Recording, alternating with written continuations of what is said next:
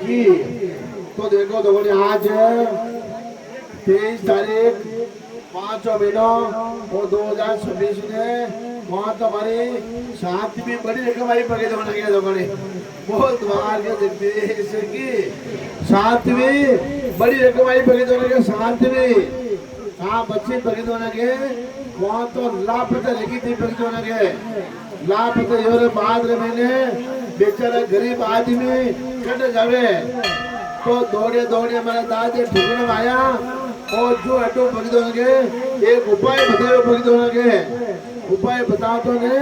वहाँ तो फोन आयो और दूसरा उपाय कर दो ने फिर घर पहुँच के पकड़ो के वे तो बोली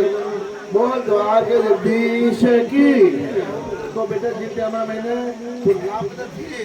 उन टाइम पहले रवानी का जी उसके उठो हैं देखो पकड़ो के जिन टाइम मैंने बच्ची लापता थी और जो हटो उपाय बतायो उपाय बताने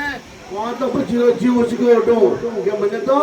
मारा धनी करने जावनो है मान तो मारा सासू करने जावनो है तो बता अपना वही बेटा पकड़ो के हैं अपना आप फिर घर पहुंची पकड़ो के बोली बोल द्वार के जगदीश की।